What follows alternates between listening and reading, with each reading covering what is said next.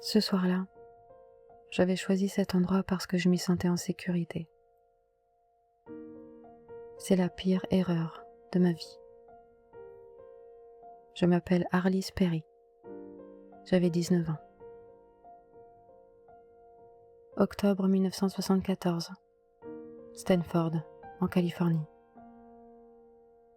J'étais mariée depuis 6 semaines. J'avais un mari que j'aimais, un nouveau travail, une nouvelle vie que j'essayais d'apprivoiser. Ce soir-là, j'avais juste besoin de silence, de m'isoler un peu, de réfléchir. Alors je suis entrée dans cette église que je connaissais si bien. C'était mon refuge. Mais j'étais à 1000 lieues d'imaginer que ce serait mon dernier endroit. Je suis née le 22 février 1955, dans le Dakota du Nord. Linton d'abord, une toute petite ville de quelques centaines d'habitants, des champs à perte de vue, des hivers qui durent 6 mois. Et puis il y a eu Bismarck, ma ville, sur les rives du Missouri, où j'ai vraiment grandi. Mes parents, Marvin et Jean, ont fondé une église là-bas, l'église réformée de Bismarck. Mon père en était l'ancien. Il organisait l'école du dimanche. Il connaissait chaque famille du quartier par son prénom. La foi, chez nous, ce n'était pas une règle. C'était l'air qu'on respirait. Le week-end, j'enseignais la Bible aux enfants du quartier. Je travaillais aussi pour Young Life, une association chrétienne pour les adolescents. J'aimais ça profondément. J'aimais les gens. Je croyais sincèrement que chacun avait quelque chose de bon en lui. Mon père le disait souvent, que ma plus grande qualité, c'était ma confiance naturelle dans les autres, que je voyais toujours le meilleur. Ce que je ne savais pas encore, c'est qu'un jour, cette qualité-là allait me coûter tout. Bruce, je l'ai rencontré au lycée de Bismarck. Il était athlète, excellent d'ailleurs, bon élève, populaire. On était ce petit couple que tout le monde regardait avec un sourire, honnête, simple, amoureux. En 1973, on a tous les deux obtenu notre diplôme. Bruce avait été accepté à Stanford, une des meilleures universités. Alors il est parti en Californie. Et moi je suis restée à Bismarck, 1 an encore. On s'écrivait, on s'appelait. Et puis en août 1974, on s'est mariés. 6 semaines plus tard, j'entrais dans une église pour la dernière fois.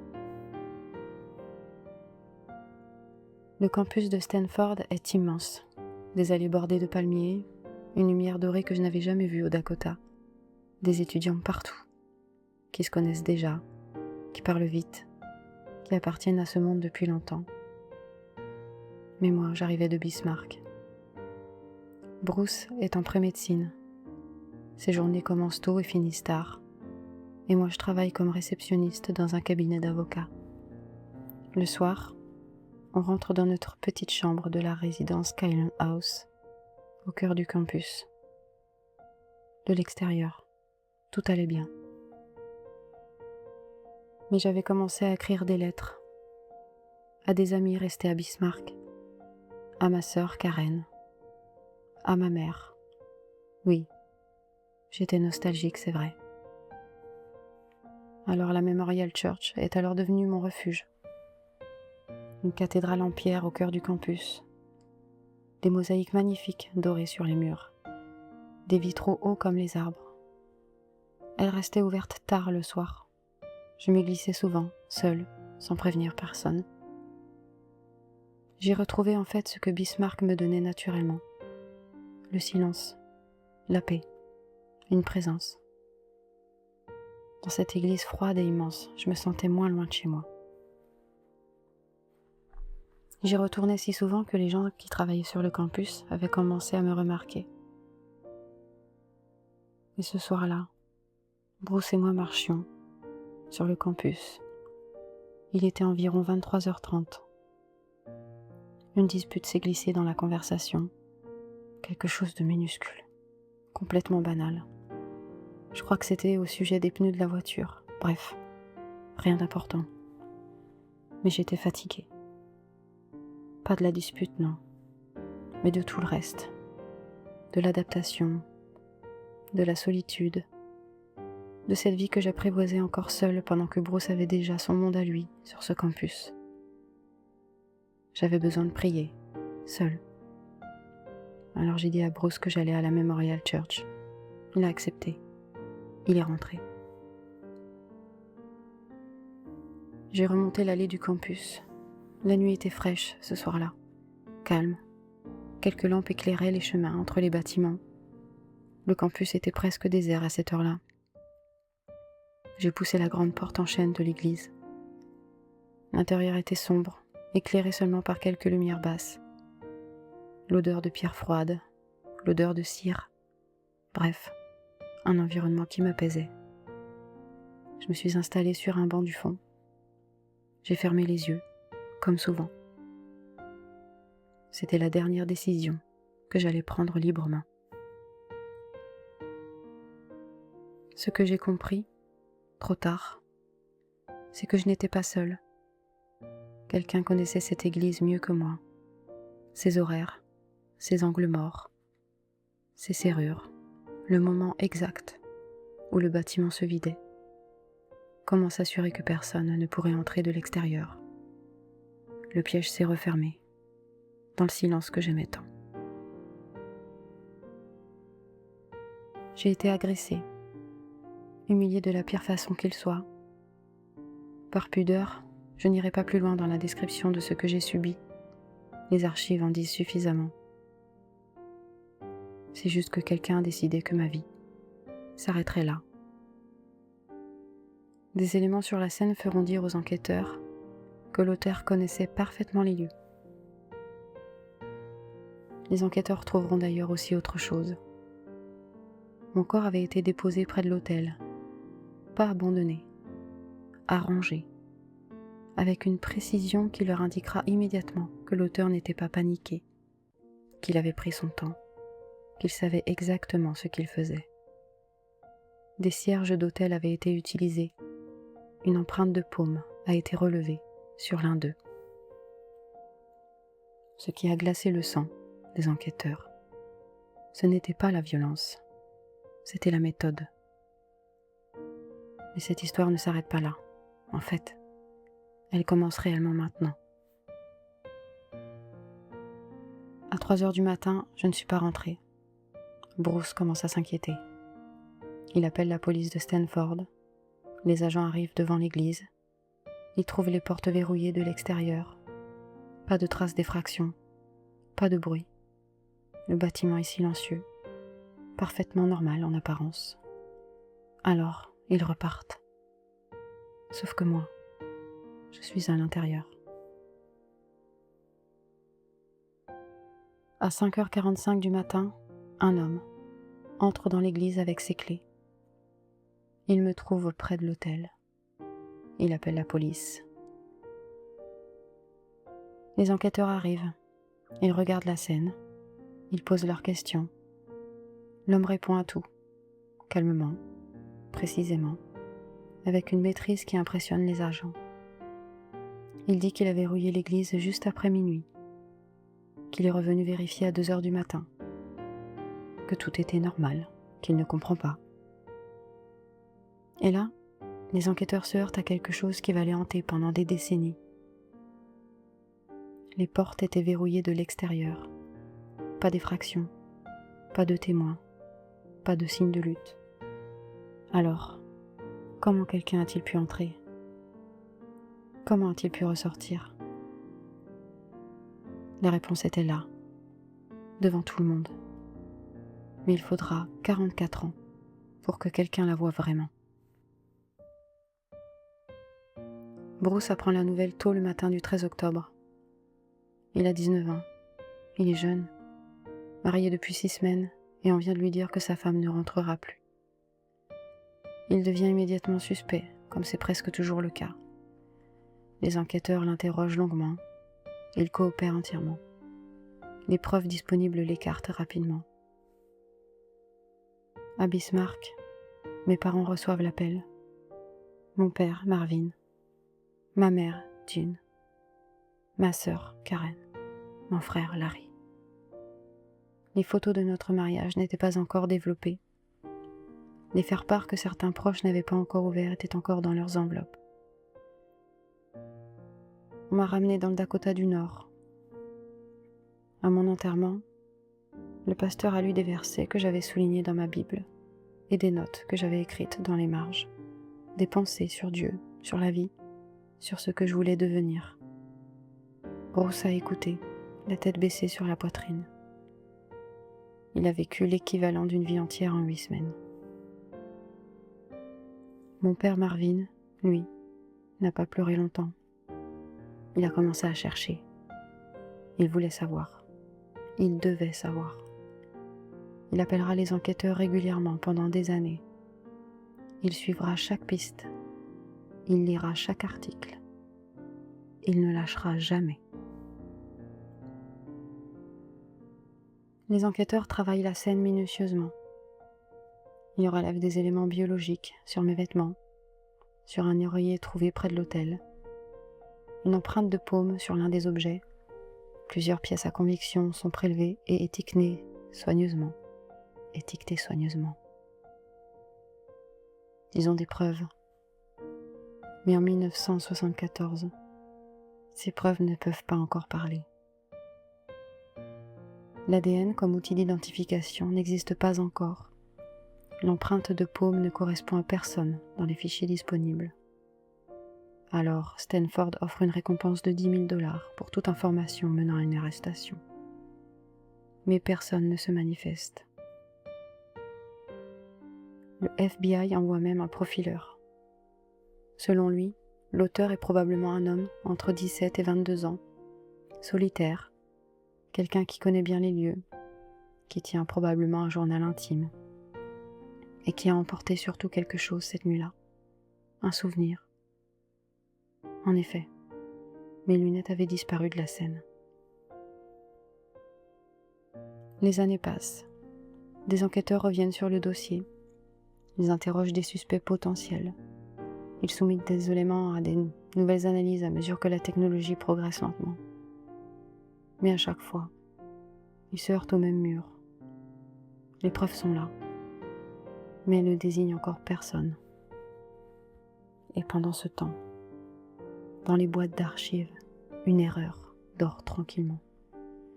Une erreur sur une simple étiquette que personne n'a encore remarquée. À la fin des années 70, un journaliste d'investigation nommé Maury Terry commence à s'intéresser à mon affaire. Il établit une connexion très controversée entre ma mort et David Berkowitz, le tueur en série connu sous le nom de Son of Sam. Il croit à l'existence d'un réseau criminel national à dimension sectaire. Il consacre d'ailleurs des années à cette théorie. Il en a même fait un livre.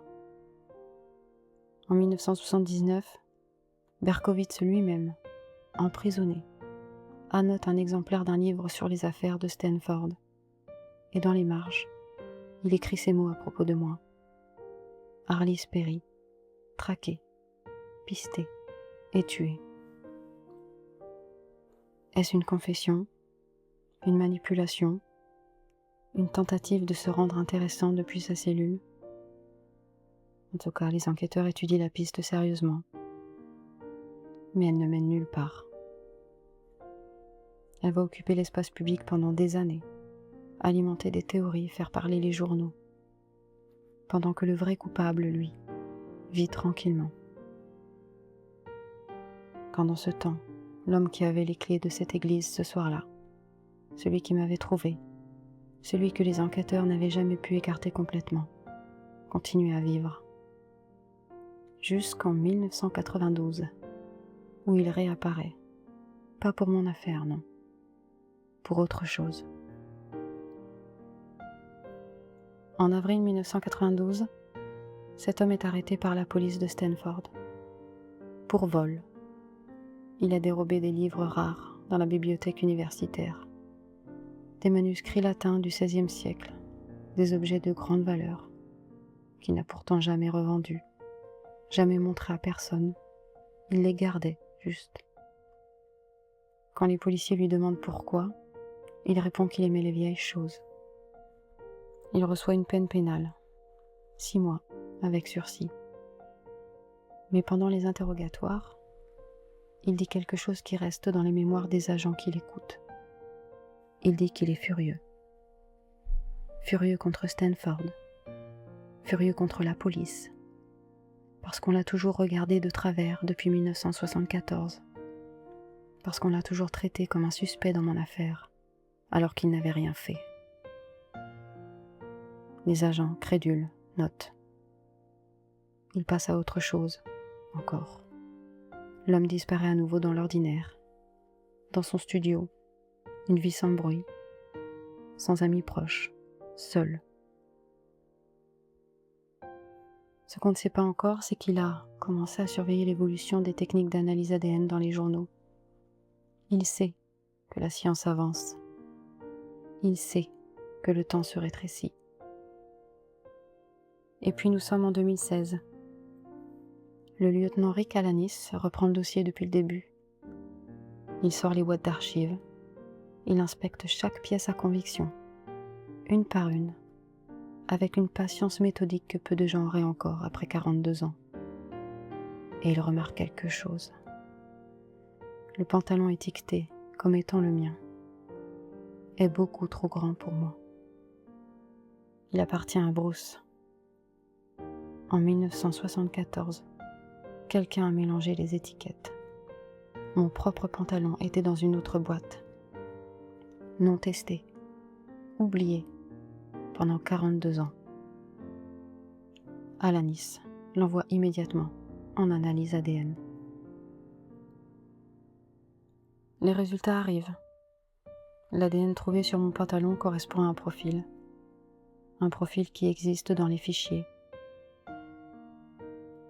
C'est l'homme qui m'avait trouvé ce matin du 13 octobre 1974.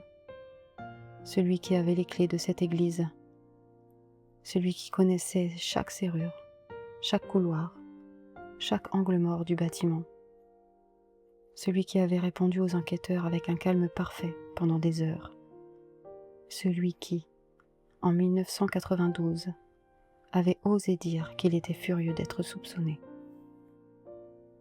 C'était lui, depuis le début, Stephen Blake Crawford, le vigile de nuit de Stanford. Le matin du 28 juin 2018, des agents du bureau du shérif de Santa Clara se garent devant un immeuble de San José. Crawford a alors 72 ans. Il vit seul dans un studio depuis des années. La police frappe à sa porte. Il répond. Il dit qu'il a besoin de s'habiller. Il gagne du temps, comme il l'a toujours fait. Les agents de police attendent devant la porte. Ils entendent du mouvement à l'intérieur. Puis ils entendent autre chose. Un coup de feu. Dans son appartement, les enquêteurs trouvent 2 choses. Une note de suicide, écrite 2 ans plus tôt, au moment précis où les interrogatoires avaient repris sérieusement. Au moment où il avait compris que cette fois, c'était différent. Et puis il y avait un morceau de journal qui parlait de moi, de cette nuit du 12 octobre 1974, de ce qu'on m'a fait. Il l'avait gardé. Pendant 44 ans, il avait vécu avec ça. Mon père Marvin n'a pas vu ce jour. Il est mort 3 mois avant que la vérité soit rendue publique. Il avait cherché toute sa vie. Il ne savait pas qu'il était si près du but. Ma mère Jean avait 88 ans quand les enquêteurs ont frappé à sa porte. Ma sœur Karen a dit que ça lui apportait quelque chose, une paix partielle. Mais Jean, ma mère, se posait encore une question. Une seule. Pourquoi ? Moi non plus. Je ne comprends pas. Pourquoi ? Ce que je sais, c'est que je suis entrée dans cette église parce que c'était le seul endroit où je me sentais chez moi, à 3000 km de Bismarck. Je faisais confiance aux gens, vraiment. Mon père disait que c'était ma plus belle qualité. La vérité était là, depuis le début, dans une boîte d'archives, sur un pantalon mal étiqueté, attendant que quelqu'un prenne le temps de vraiment regarder. Je m'appelle Arlis Perry. J'avais 19 ans. Et maintenant, vous savez. C'était Dernier témoin. Éteignez les lumières et dormez bien.